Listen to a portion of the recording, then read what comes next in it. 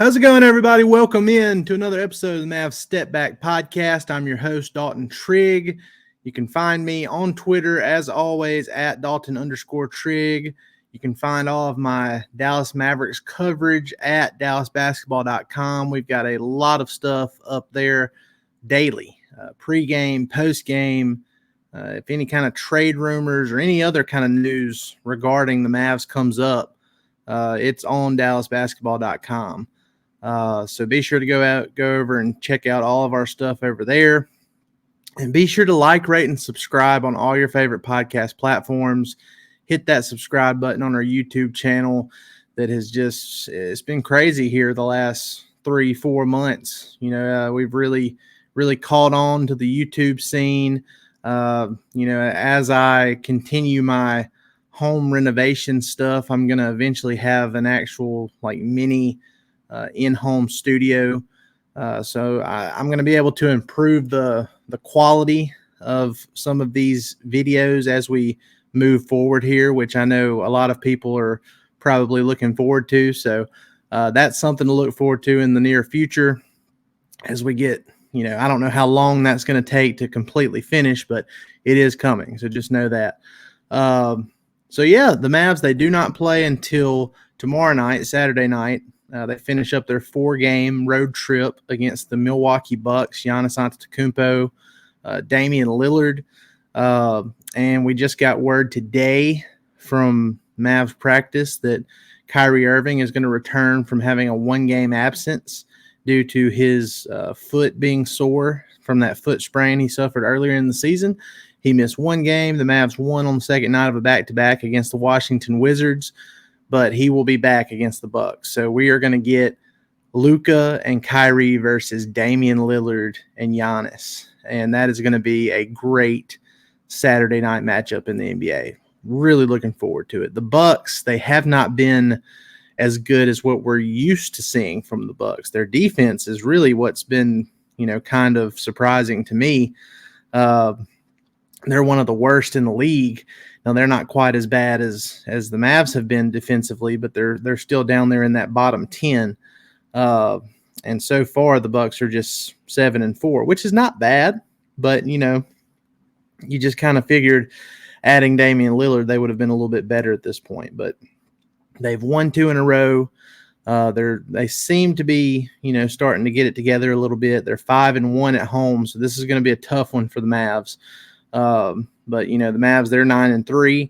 They've been playing really well. They're 5-2 on the road. And one of those 2 road losses have come when they've had to play on in-season tournament courts, which Luka really hates. So, we'll see. We'll see how it goes. It should be a really fun, entertaining, star-studded Saturday night NBA matchup. And we'll see if the Mavs can get their 10th win of the season. If they do, they will have done something that they didn't accomplish all of last season, and that's be 7 games over 500. The most games over 500 they were all of last season was 23-17. So that was 6 games over 500. They never did any better than that last year. So we'll see if they can pull off a big road win to go 3-1 on this 4-game road trip and go 7 games over 500 at 10-3. I do have a couple of trade things to talk about here, but before I do, I want to tell you about the Sleeper app. If you think you know basketball, you need to get the Sleeper app. If you like daily fantasy sports, get the Sleeper app. They make it really easy to go and make prop bets. On your favorite players, stars like LeBron James and Kevin Durant, Luka Doncic, you name it. It makes it easy to go and, make your picks on a nightly basis in the NBA. I've got the Sleeper app myself, really easy to use. Okay, so the Mavs don't play tonight, but there are several NBA games. The first game of the night will be the Milwaukee Bucks and the Charlotte Hornets. So, the Mavs will be catching the Bucks on the second night of a back-to-back on Saturday night, but they play the Hornets tonight. And then We've got the Knicks and the Washington Wizards, the Philadelphia 76ers and the Atlanta Hawks, the Detroit Pistons versus the Cleveland Cavaliers, the Sacramento Kings versus the San Antonio Spurs, the Boston Celtics versus the Toronto Raptors, the Orlando Magic versus the Chicago Bulls. You got a big in-season tournament matchup between the Denver Nuggets and the New Orleans Pelicans. And then you have the Los Angeles Lakers playing the Portland Trail Blazers, who they just played recently. And then the last two games of the night, the Phoenix Suns versus the Utah Jazz, and then the Houston Rockets versus the Los Angeles Clippers, who have yet to win a game in the James Harden era. So a loaded NBA slate tonight, many different games to choose from. Here's a couple of my favorite picks for tonight, the ones I'm taking. Nikola Jokic with the Nuggets against the Pelicans, his over-under for points plus rebounds, 45.5. I'm taking the over here. I think he will have no trouble whatsoever against the Pelicans front line. I think he'll end up with that over of 45.5 points plus rebounds. I expect a big night from Jokic, even though it's in New Orleans. We'll see how they fare on that in-season tournament court that gave Luka so much trouble. Then we've got Domantas Sabonis playing against the San Antonio Spurs, the worst team in the league so far, as far as offense and defense combined is concerned. So Sabonis over under 18.5 points. Again, I'm taking the over here. I think, the Spurs are just inexperienced. They haven't been a good team despite all the Victor Wembanyama hype. And I think Sabonis and his veteran savvy and his overall strength, I think he'll be able to have a big night against the Spurs.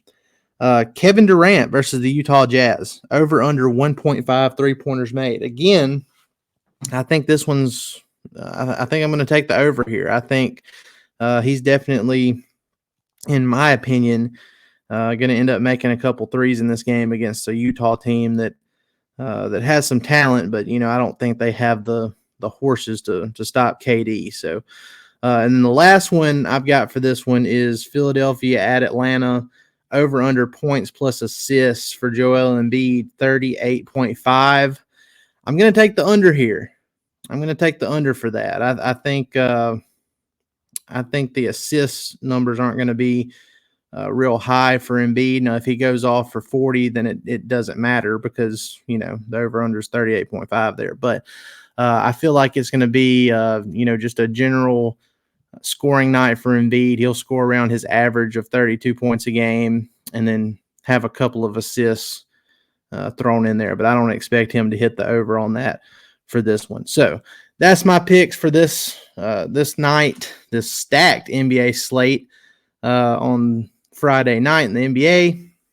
And be sure to use promo code STEPBACK on the Sleeper app. Again, that's promo code STEPBACK, all capital letters, all one word, for your chance to get up to $100 matched on your first deposit. So be sure to do that, guys. A couple other things I wanted to talk about on this quick episode today before we head into the weekend. It seems like no matter what the Mavs do, no matter how well they're playing, no matter how, comfortable, how content Kyrie Irving is, there's always somebody in Lakers media that seems to try and stir the pot.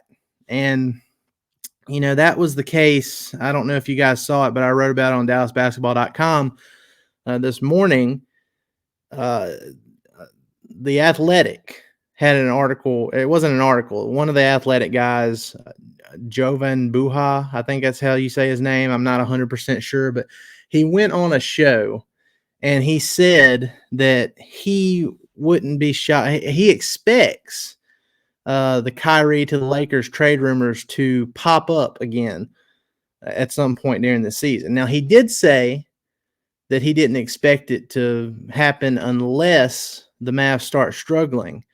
But if it did, he expected, and the trade he threw out there was D'Angelo Russell, Rui Hachimura, and a first round pick for Kyrie if the Mavs are struggling. Now my blowback on that is, if the Mavs are struggling and they have Kyrie Irving who's playing at a high level, why in the world would they trade the guy they just gave a 3-year contract to, who is, their co-star? Why would they trade him for a package that arguably makes them worse?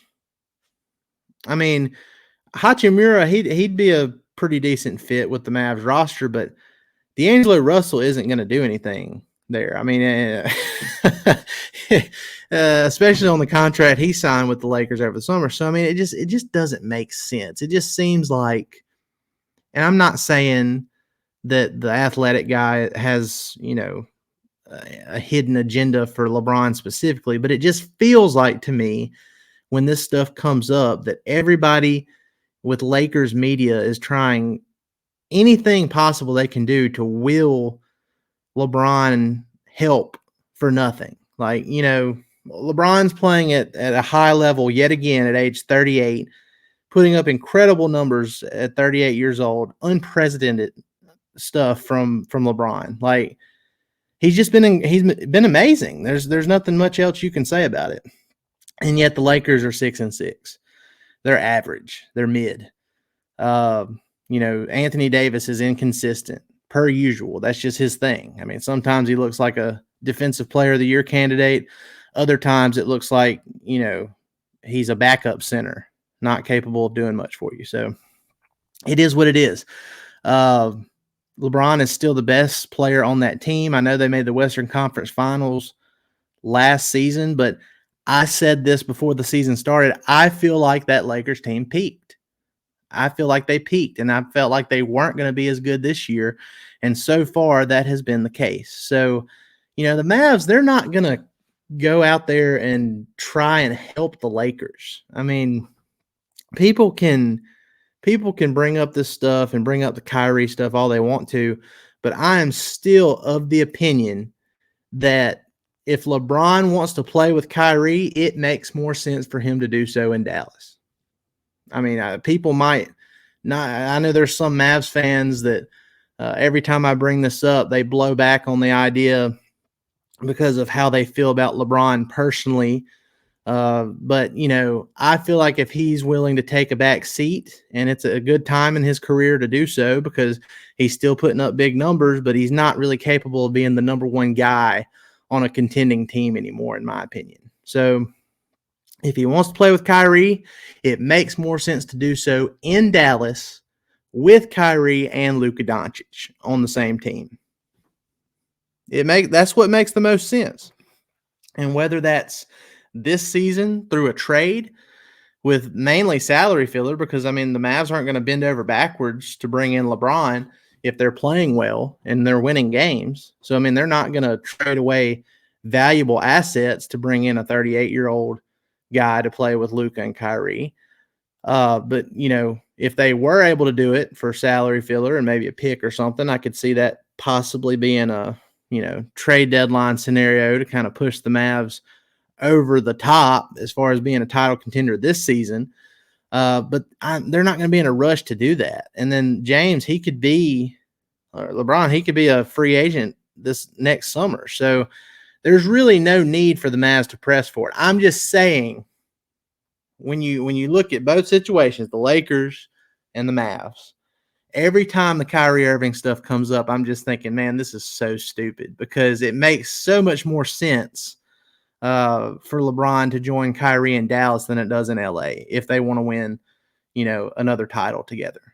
That's the thing. If winning a championship is the most important thing, then that's where LeBron's mind should be. Now, if he wants to stay in Hollywood, with all the stuff that comes along with being on the Los Angeles Lakers that doesn't have to do with winning games, then fine. He can continue to do his own thing. But I think we need to put this Kyrie Irving to the Lakers stuff to bed. I do not think it's going to happen.